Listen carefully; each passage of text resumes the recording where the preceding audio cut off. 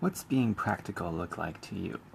Practical for 98% of the population, 49 out of 50 of you?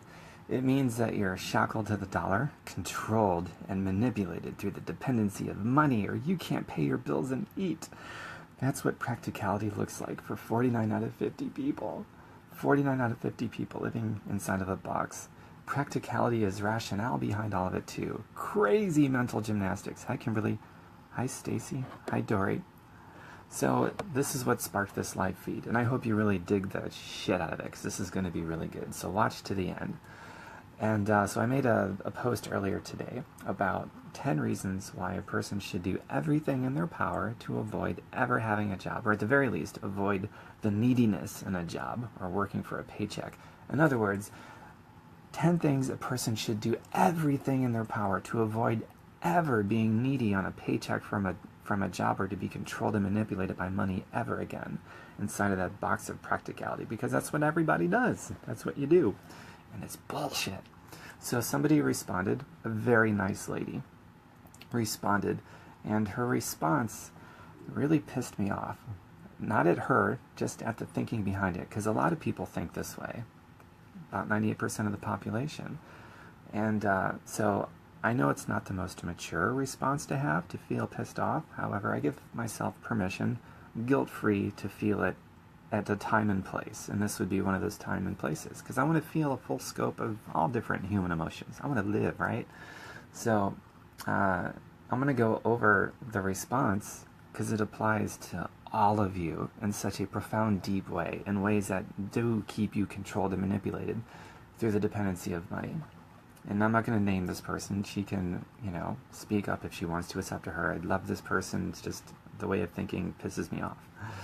So she basically said, Tom, I know how you make your living. You're one of the lucky ones. You're involved with a great product that sells itself. The key is to get in early and be at the top. People who buy in after a while are not as fortunate as you. Blah, blah, blah, blah, blah. I don't have the funds. In fact, what else? I would love to live off of residual passive money, but not all of us can do that. I'm jealous of your situation. Oh, let me go through all of those one by one, and in a very pro-action way, because I'm all about being honestly in the mess, and then seeing your way out of the mess. I'm not one of those people that just post happy stuff, because that's annoying. That's really annoying, in my opinion. But this is even more annoying. So, my response was, I got in late. I was educably retarded. Nothing sells itself. Read my timeline posts. I'm not selling anything. Go ahead, scroll up and down and read. I don't sell anything. I got in at the bottom, not at the top. I got in at the bottom. I was late. I was laggard. I was unfortunate and downtrodden in every area of my life. I was almost homeless. I had no income, and I had no time. There's nothing lucky about that. I did not have the funds to buy in. Everything you cited is the opposite. Don't be jealous of me. Just stop ripping yourself off with those insidious beliefs. Be happy that you're dead wrong about a picture you painted that is so gross. And that's a picture that most people will paint. If they don't say it out loud, they're saying it to themselves. That's a picture most people paint, and it's unfortunate. So let me go through those one by one, and then how to flip all of that around to the benefit of you and everyone around you, because it's not just about you. It's about everyone around you as well, so it's important. So first, let's start with the funding thing, because it's a practicality issue, and that's the title of this video. So I didn't have an income. My income was zero. I bought my way in anyway. Even though I didn't have the funds, I bought my way in. How the fuck did I do that if I didn't have the funds? By the way, I'm at my parents' house right now. Most of my videos you see are at my house, and that's why it looks different, at my parents' house. So anyway, how did I buy myself my way in? Practicality says I can't, because I didn't have an income. I didn't have the funds to do it.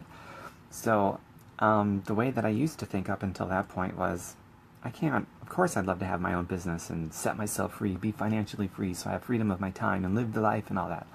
But I can't do it because I don't have the funds. That was the box of practicality. And it was true. If it's true, it's true. It's like, if you don't have the funds, you don't have the funds. It's true. It's easy to know, because you just look at your bank account. It says, yep, zero, and that's the true statement. But that's also, it represents a very tiny little box that you can use as practicality to live inside of that box of practicality, to continue ripping yourself off, which is what I did for a long time. So then I shifted. I went from that to getting outside of that box, and getting outside of that box looked like this. Instead of making the statement, can't get started, don't have the funds, I went to asking questions. How can I come up with the funds? And when I started asking those questions, I unleashed the rich creative power of my brain. And I shit you not, I came up, once I asked that question, stop making the statements, I can't afford it, but ask the question, how can I afford the funding? I came up with 31 ways, that's 31 ways of raising money without having any. Blowing that myth out of the water that it takes money to make money. No, it doesn't. That's a lie to keep you obedient to your job, so don't fall for that lie anymore. It doesn't take money to make money. So anyway, because I started asking those questions, I got outside of that stupid box of practicality. I came up with 31 ways of raising money, and I give it away for free. You can just go to tomberkenmeyer.com. I documented every last one of them. And some people have gone through all 31 ways and they came up with ways of their own, so they added to it. It unlocks the brain and gets the creative juices going. Just go to my website, tomberkenmeyer.com. Scroll down, I think it's on the right column somewhere. You'll see 31 ways to raise money. It'll be automatically sent to you. You don't have to wait for me. It's fully automated. It's free. Just grab it and start using those ideas and maybe show some other people too. And here's your warning about that list. Most people will look at it. A lot of people will even start, but hardly anyone sees it through. It's just the way that it is. When the going gets tough, most people quit. That's the work ethic of most people. But if you got a great work ethic, when the going gets tough, you just figure it out. But having 31 ways already laid out there for you, that conquers a lot of the battle. But you still got to roll up your sleeves, so to speak, and work hard. But that's what I did. That's how I came up with the funding. 31 flavors. Sure, Christina. Hi, Heidi. Hi, Christina. Yeah, 31 ways to raise money. So that was the first thing. I had to just get really creative and start asking questions. And asking questions is the first part of being creative and unleashing the rich creativeness of your brain. And so let's just go down the list one by one of what she said. She said, I'm one of the lucky ones. It's a product that sells itself. No. In fact, if you go up and down my timeline, you'll see I'm not selling anything. And if you go up and down the timeline of other people where it's obvious they're in a business and it's obvious what their product is because they are trying to sell a product, they typically don't have any money because nobody likes that. It doesn't work. That's why I don't do it, because it doesn't work. So why would I do that? That's stupid. So I don't sell shit. If a product sold itself, you could just sign up for a home business and you could put your product on your timeline, post about it all day long, and it would sell itself and you'd make a lot of money. But we all know that's not true. So that statement is just, again, I love this person. She's really smart in every other area of her life, but in this one area, it's a really stupid belief that a product sells itself. You go to anybody's timeline where it's obvious what their product is because they're trying to sell it. They're not selling it. They're broke. They're starving. It doesn't work. So products do not sell themselves. Don't buy that lie. That's bullshit. All right. So nip that one in the bud, I hope. The next one that she listed is the key is to get in early and be at the top. People who buy in after a while are not going to be as fortunate as you. Okay, she's describing a pyramid scam. A pyramid scam is a job. You have to be at the top to make all the money, and everyone below the people at the top get less and less, and there's the scraps at the bottom. It sounds like a perfect pyramid scam. That's every job, which I'm sure this person probably has one of those and is not aware that she's locked inside of a pyramid scam. What I'm doing is the opposite. I got in at the bottom. I was late. I was a laggard. I wasn't a founding member or anything. Thousands got in before I did. It doesn't matter. I'm making more than some of them that got in before me, and there's lots of people that got in after me who are making more than me. So wherever you come in, it doesn't matter. If you're ever talking to a person who has a business and they're sharing it with you and they're telling you it's ground floor, get in early because it's better to get in early so you can get in early, don't fall for that scam. It's bullshit. They're describing a pyramid scam. And odds are they're probably not even in a pyramid scam, but they just don't know any difference and they're making it sound like a pyramid scam even though it's not. The real pyramid scam is a job. It doesn't matter when you come in. It just means if somebody is telling you they got a home business and it's ground floor, come in at the top with me, they just don't have a clue as to what it is that they're really involved in. And that's unfortunate. So probably not a good leader, but maybe a good leader in the making if they learn what they're doing. So it doesn't matter. I came in at the bottom. I'm earning more than people that got in before me, and there's other people that got in after me who are out earning me. It doesn't matter. If you need to get in at the top really to make the money and to have advantages, that's a pyramid scam. That's your job at every company that exists.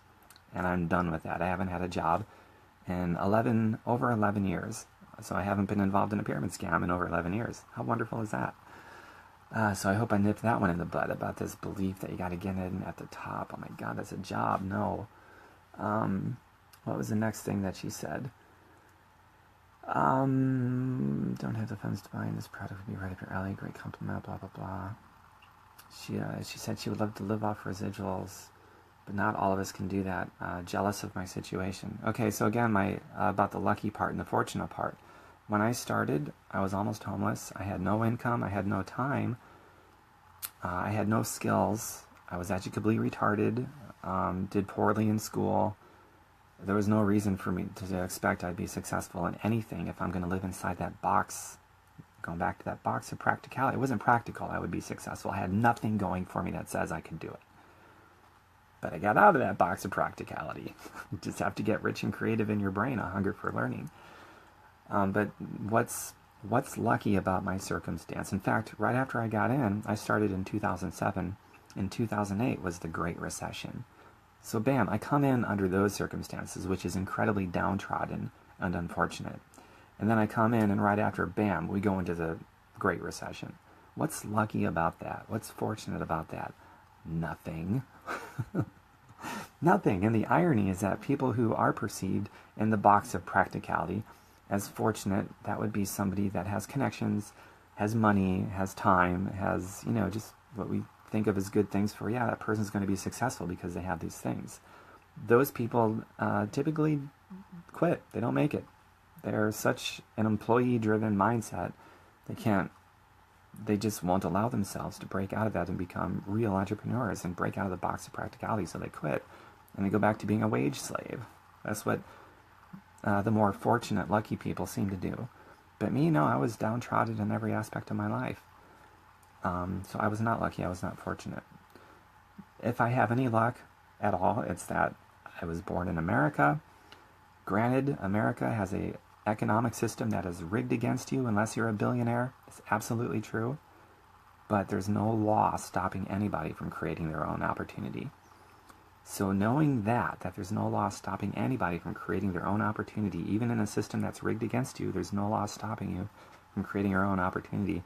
That's what makes me lucky if I'm born in America, which I was, and you, and just about every other developed nation, including all of Europe and Canada. If you're born in any of those countries, you're lucky. And in America, we have a system that's rigged against us. If you're born in Canada and just about any European country, you have an economic system that is more slanted in your favor. So you have even less of an excuse if you live in other countries to do really well and become financially free. In America, yeah, we have the system that's rigged against us, but we can create opportunity for ourselves, thank God. I mean, the Civil Rights Act passed a long time ago. So there is opportunity for everyone to create opportunity for themselves. So you're fucking lucky if you live in the United States and any other modern country in the world like that. I'm just saying. So I hope I nipped that one in the bud too. So let's take some of those excuses and how I turned them on their head. I got into this thing of creating excuses for my excuses. So like we've all got excuses and they're driven by practicality. We'll take the big ones, starting with money. Like I was told, and I thought to myself, I can't afford the funding because I don't have an income and I don't have the money, so I can't afford the funding. I can't do it. It's a perfect reason. It's a practical reason, and it's easy because numbers are easy. Money is easy because you can count money, right? That's why it's easy to measure money. You can count it. Look at my income. Yep, 0. Doesn't get it. I mean, I didn't have food stamps, no welfare, no subsidies. Unemployment had run out from my last job, and unemployment, that was gone. Literally no income.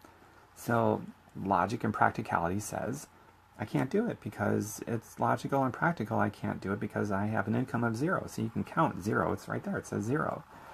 And that's what most people will do. 98% of the population, 49 out of 50 of you will decide to stay and live and die inside of that box of practicality because, yep, 0 or it's not enough, too low of a number. So I can't fund something like a business to be financially free so I can get my life back. It's practical. Well, I started making an excuse for my practical excuse. I went from, yep, zeros, can't do it. It's practical. It's practical, rational reason I can't do it because it's zeros. I went from that to evolving into, oh my God, I have no income. I can't afford not to do it. I can't afford to do it. I can't afford not to do it. I have to figure it out. And then I started asking the questions. How can I fund it?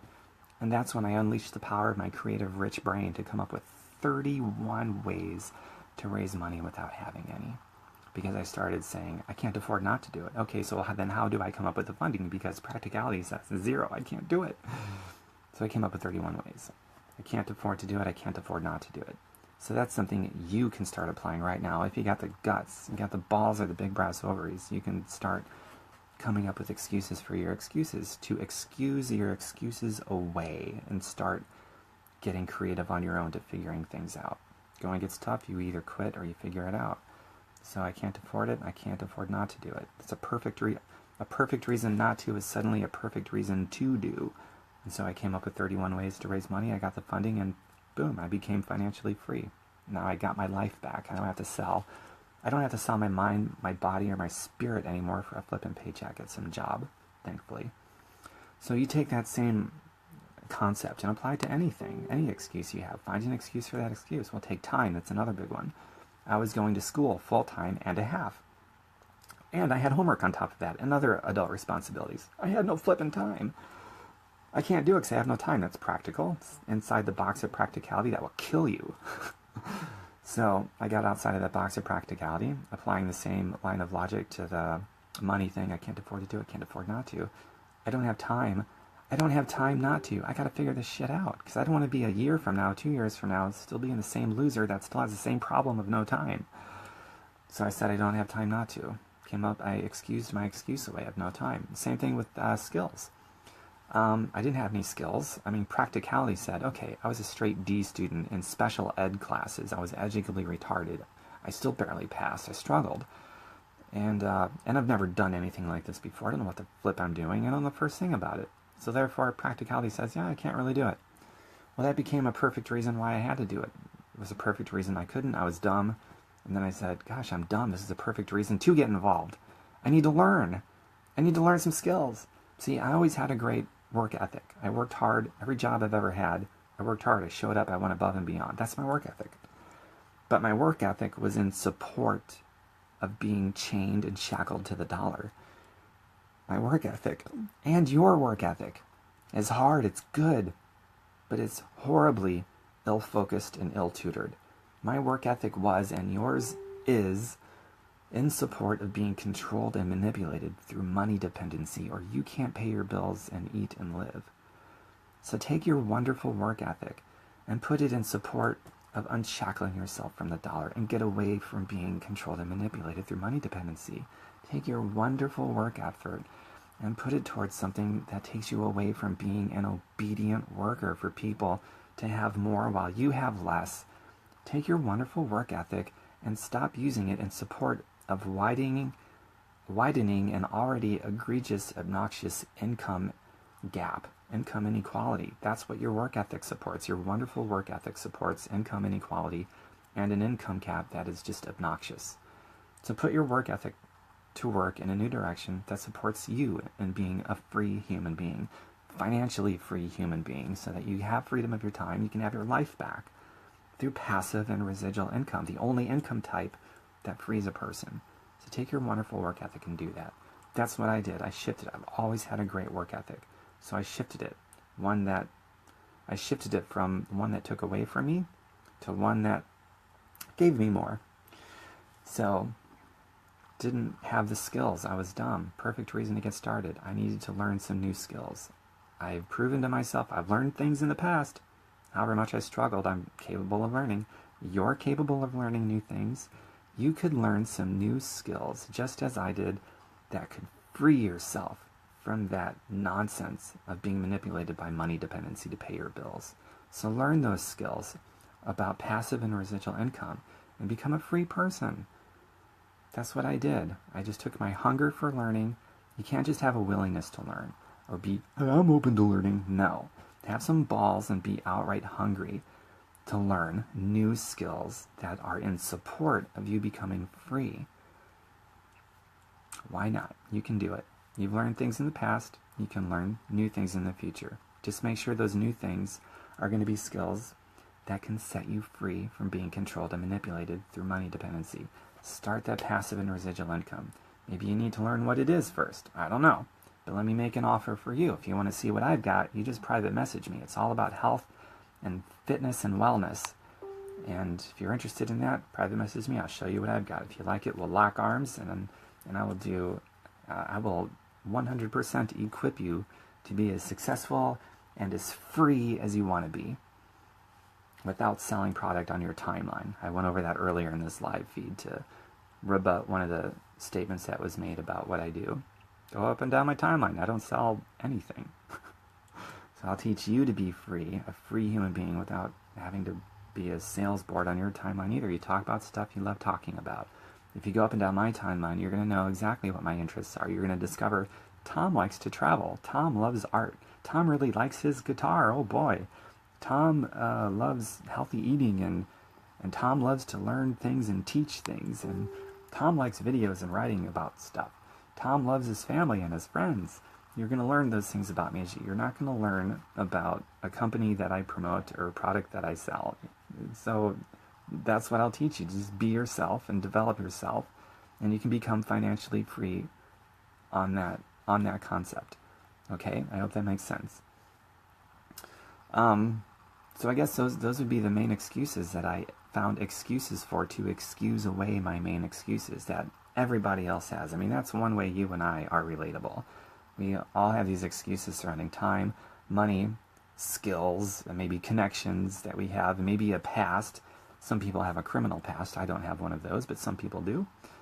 And, it's just the way that it is. We've all got our box of practicality that we imprison ourselves with because, if a fact is true, it's true. But I'm not going to get into that again. If you just joined me, once I post this, tap finish, it'll be on my Facebook less than a minute later. You can go over all that stuff about how to break out of the box of practicality and stop living and dying underneath that. Because it no longer matters if a fact is true or not. It doesn't matter in the context of having to live inside of that box of practicality about why you can't do something.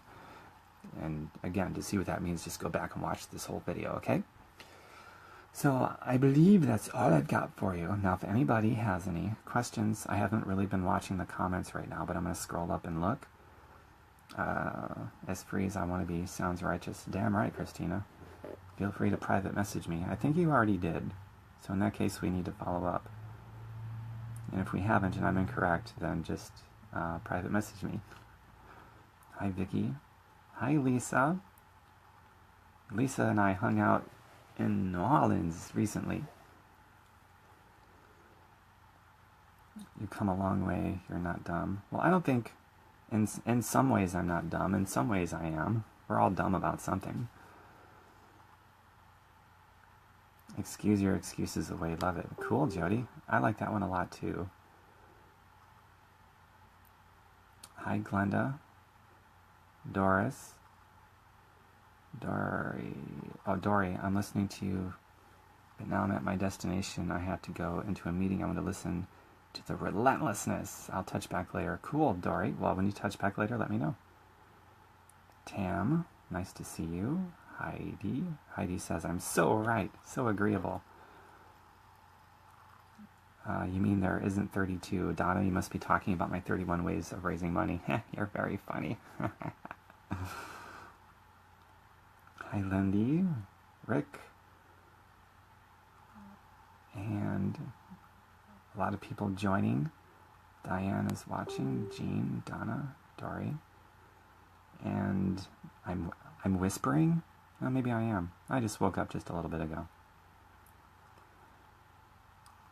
Hashtag just breathe. Good morning, Kimberly. Good morning to you too, Liz. And Lori. Stacy. Wow, a lot of people watching. Okay, getting all caught up now. Gotta go rest my eyes, ears. I'll watch the remainder later on today. I'll check your PMs. Oh, okay, so you wrote me already. Cool. Alright, so I'm all caught up on the comments and everything. So that about concludes this live feed. I think I got everything off my chest that I wanted to get off. I'll give you guys another second or two, a couple seconds, if there's anything else you have for me that you want me to answer or explain more with a magnifying glass. And if you're watching the recording version of this, then I'll get the notifications if you leave a message. I'll see it and I can reply back. And you can always private message me too. And you've already got my website. I gave that away earlier, tomberkenmeyer.com. I always say it twice, tomberkenmeyer.com. And I look forward to hearing from some of you via private message. Okay, that's about it. Have a great day, everybody. Bye for now. Mwah.